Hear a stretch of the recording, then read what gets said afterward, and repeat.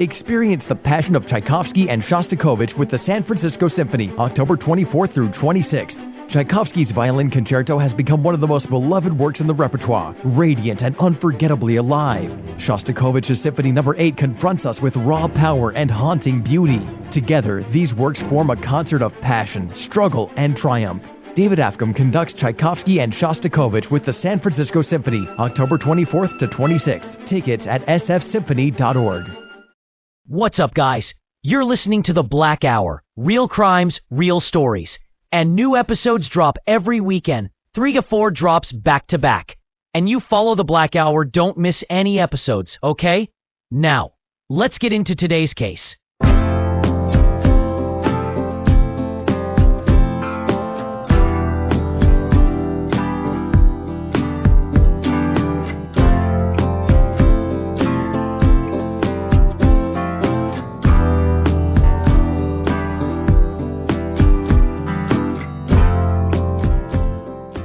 Have you ever heard of a man who was once suspected of assassinating a prime minister and then years later found murdered himself in the woods of North Carolina?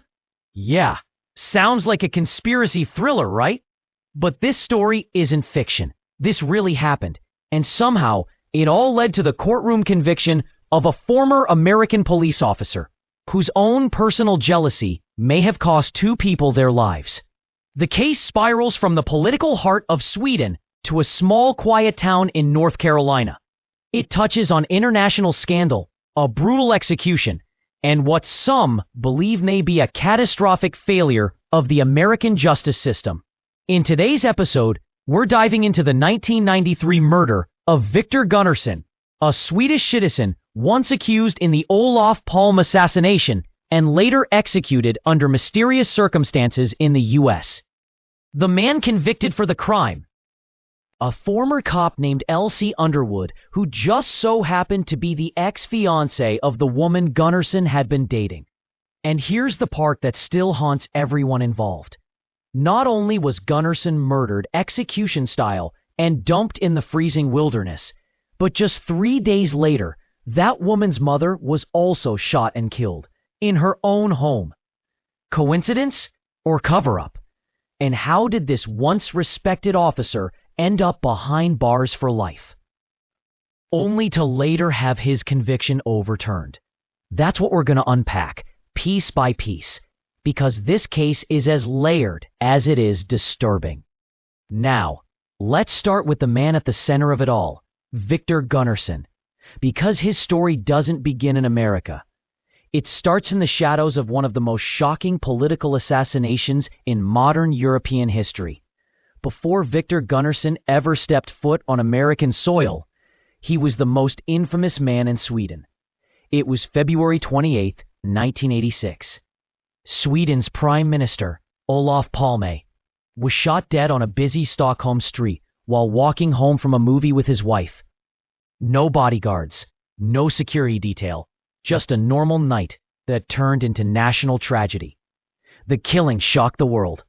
Palme was a powerful, controversial figure, outspoken, anti-apartheid, a critic of both the U.S. and Soviet Union. And his murder? It was clean, professional, almost surgical.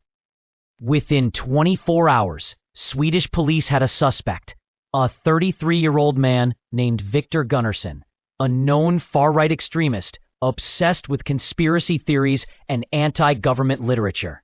The media dubbed him 33-åringen, the 33-year-old. And just like that, his life changed forever. Viktor wasn't just some random Swede off the street. He'd been loosely tied to extremist political groups, including the European Workers' Party, Sweden's branch of the Fringe LaRouche movement. Pamphlets linking him to anti-Palme rhetoric were found in his home. He'd even signed one of their petitions. But here's the twist. Despite the circumstantial evidence, there was no murder weapon, no eyewitness, no motive that stuck.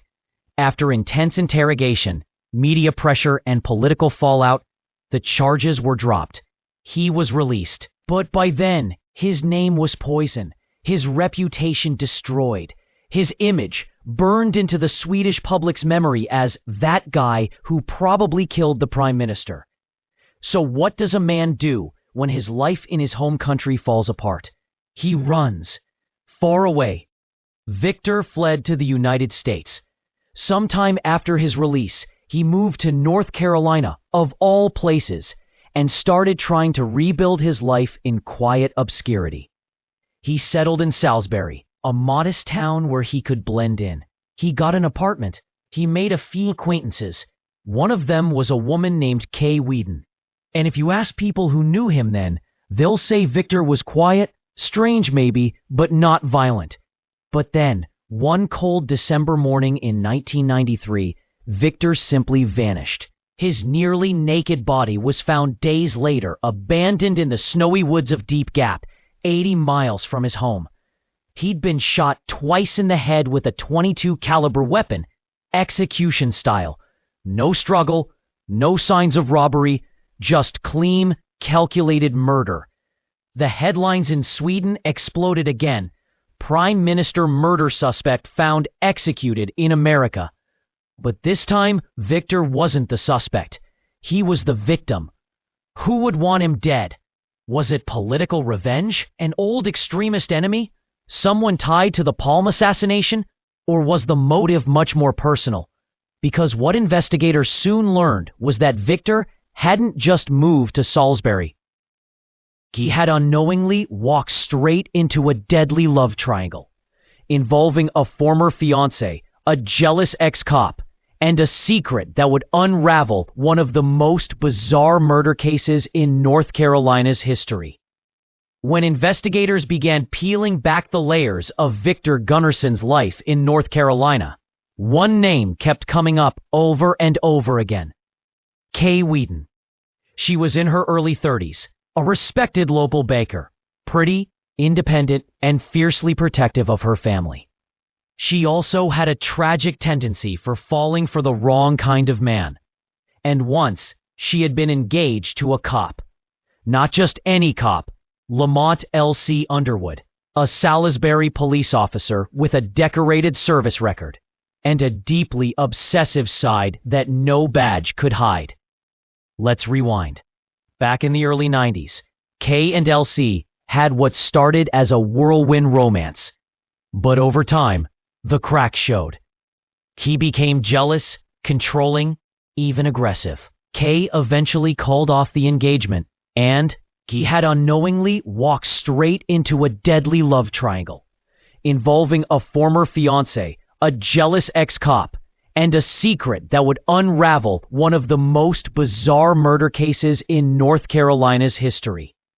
When investigators began peeling back the layers of Viktor Gunnarsson's life in North Carolina, one name kept coming up over and over again. Kay Whedon. She was in her early 30s, a respected local baker, pretty, independent, and fiercely protective of her family. She also had a tragic tendency for falling for the wrong kind of man. And once, she had been engaged to a cop.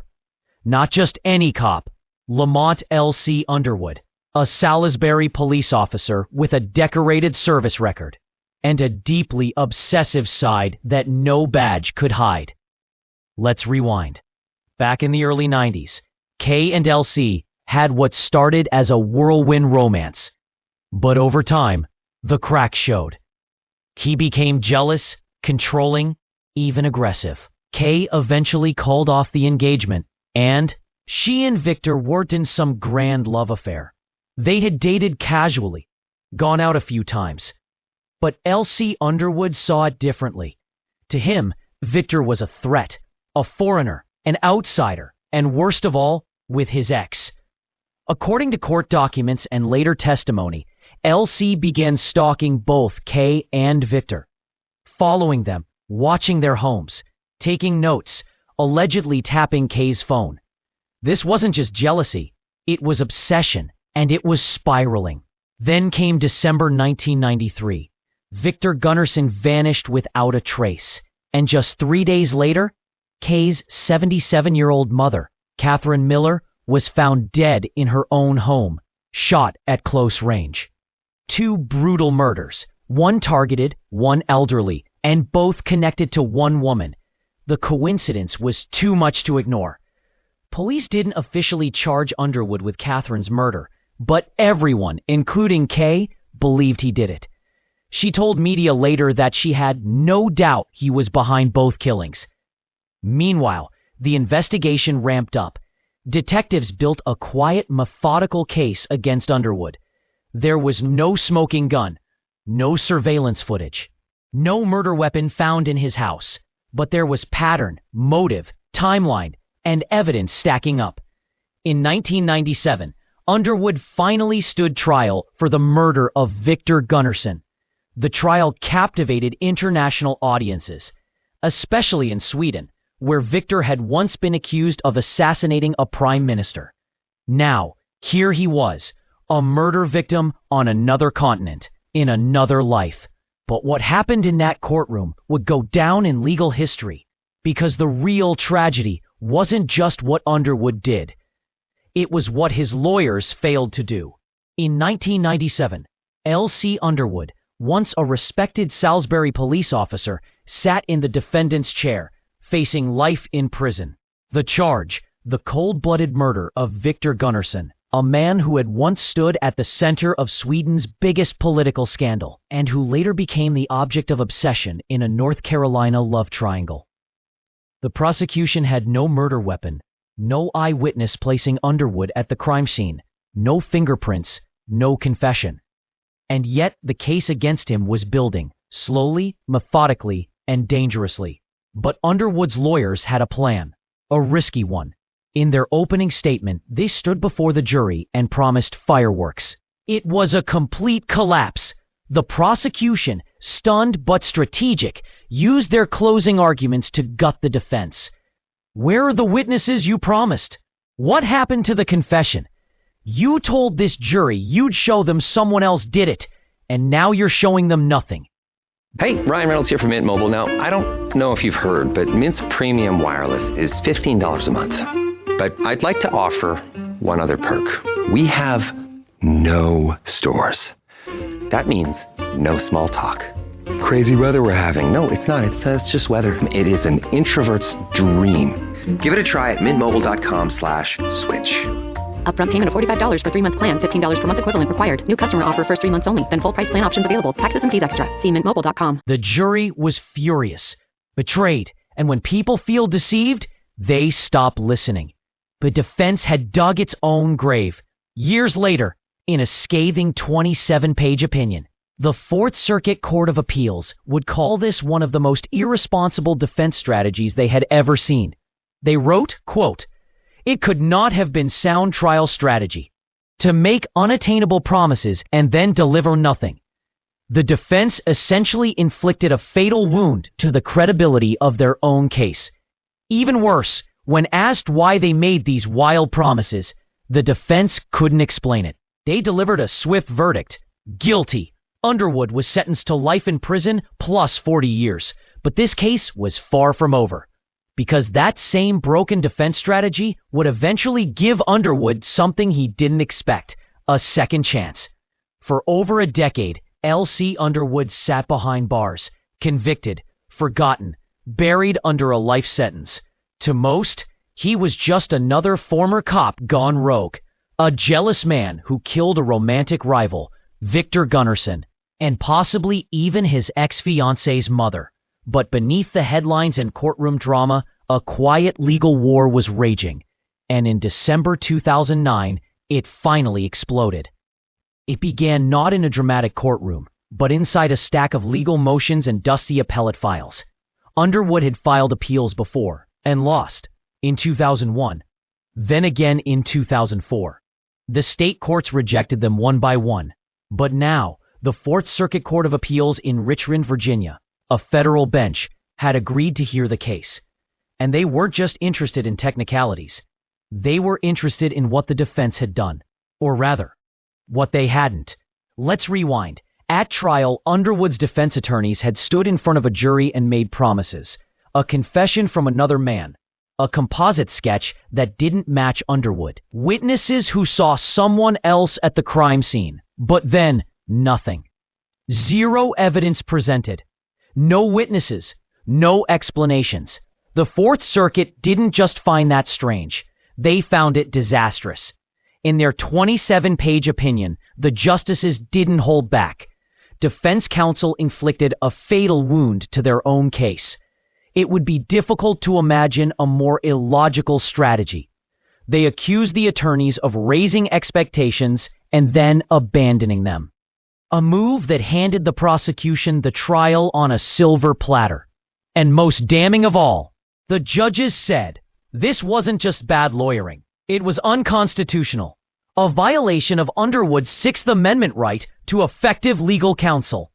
The court's ruling was crystal clear.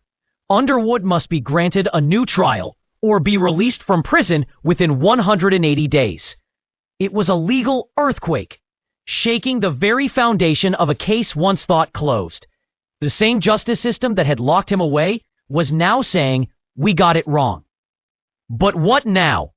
After years of silence, was L.C. Underwood about to walk free? Would the state retry him? Could they even build a new case without new evidence? And what about Kay Wheaton, the woman at the center of the triangle, and her mother's unsolved murder, Catherine Miller, still looming in the shadows? This wasn't just about one murder anymore. It was about whether the entire story we were told was built on a crumbling foundation. December 2009. The Fourth Circuit had spoken. New trial or release within 180 days. That ruling should have been a moment of triumph, a break in the silence. But instead, what followed was quiet. No courtroom drama, no press conference, no headlines, just waiting. For L.C. Underwood, who had spent more than a decade locked away, the clock was ticking, not toward justice, but toward something murkier. You see, a ruling like that doesn't guarantee freedom, not right away. The state still had options. Retry him from scratch. Appeal the federal court's decision. Or quietly negotiate something behind closed doors. But for the public, and for the families involved, the uncertainty was unbearable. Because if the state didn't retry Underwood, if they let the conviction collapse, it meant admitting that everything, the years of investigation, the trial, the certainty, might have been built on a house of cards. And that raised even bigger questions. If Underwood didn't kill Viktor Gunnarsson, then who did? And more terrifying, who killed Catherine Miller, Kay Wheaton's mother, 3 days later? Because yes, in all this, it's easy to forget that there were two murders. Only one had been pinned on Underwood.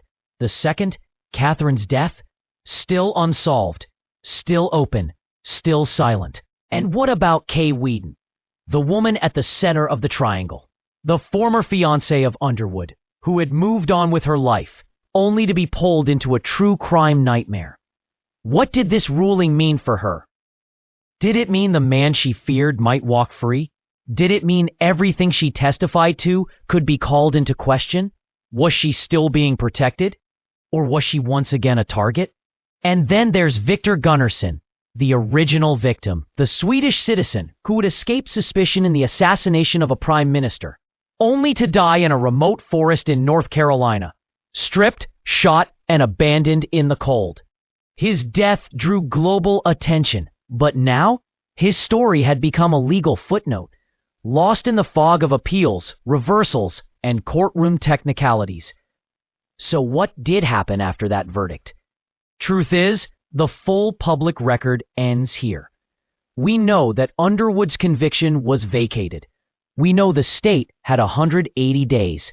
But as for whether a new trial happened, whether Underwood was released, or if negotiations took place quietly behind closed doors, no official resolution was ever made public. It's one of those cases where the paper trail ends, but the mystery lives on. Some stories never really end. They just stop being told. In the case of Viktor Gunnarsson and the man convicted of killing him, L.C. Underwood, is one of those stories. Let's take a breath here and look at what we're really dealing with. A Swedish political suspect, a North Carolina ex-cop, a double murder, one never prosecuted, a wronged woman who became the center of a deadly love triangle, a federal court that says the trial itself was a failure, and then silence. Let's rewind. On paper, the 1997 conviction looked solid. L.C. Underwood was sentenced to life plus 40 years for the kidnapping and murder of Viktor Gunnarsson. The motive? Jealousy, obsession, rage over a woman who moved on. 3 days after Gunnarsson's body was discovered in the Blue Ridge Mountains, Kay Whedon's mother, Catherine Miller, was found murdered in her own home. Everyone believed Underwood was responsible for both. But only one case made it to trial. And over a decade later, a federal court would say that one trial was fundamentally broken. So, what's the legacy of all this? Let's break it down. 1. Viktor Gunnarsson remains a mystery even in death. Who was he really? Was he just an unlucky man, falsely accused of assassinating a prime minister, then randomly murdered in America? Or was he the center of a decades-long spiral of bad decisions and dangerous relationships? The truth is, he died twice, once in that snowy mountain clearing, and once again in the American justice system that promised answers but delivered confusion. 2. L.C. Underwood, guilty or innocent? The court didn't say he was innocent. They said his trial was a mess. The defense promised confessions, eyewitnesses, alibis, and then didn't deliver, not because the evidence didn't exist, but because of incompetence, poor planning, or something worse. It was such a bad defense that it actually helped the prosecution. And for that, the court ruled, start over, or let him go. But we never found out what the state chose. 3. Kay Whedon, the woman in the middle, continued. She was harassed, stalked, followed by a man she once trusted, a former cop, her ex-fiancé. And when she tried to move on, to rebuild her life, it feels like the past came hunting her down. After the murder of Viktor Gunnarsson, her own mother, Catherine Miller, was found shot to death in her home, 3 days apart, 2 people gone, and the only common thread, Kay Whedon. But here's the twist.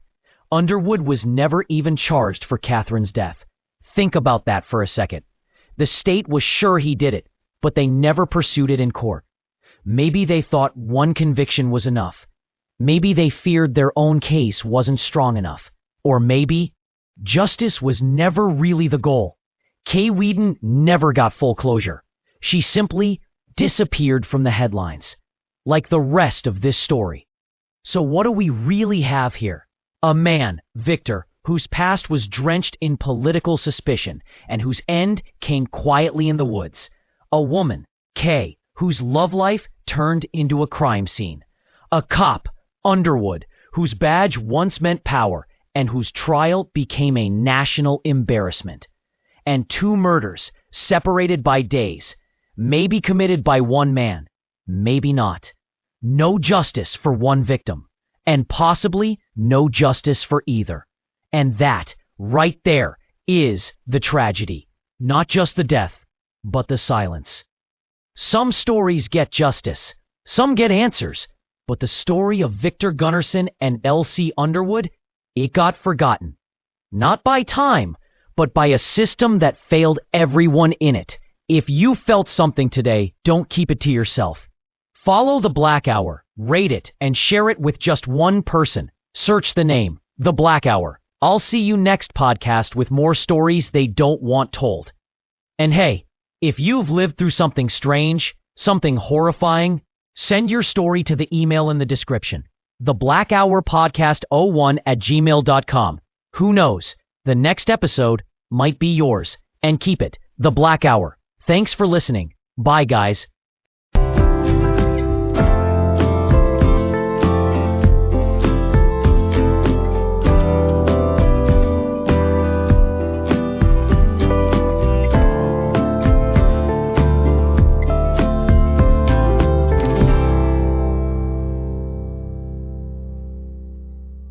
Ladies and gentlemen, welcome aboard this Air France message. Your journey to France begins when you set foot on the plane, starting with a complimentary glass of champagne in every class. Now available in La Première and coming this November in Business Cabin, savor the tastes and flavors of an exclusive menu created by our new Michelin-starred French chef, Daniel Boulou, aboard our flights departing the U.S.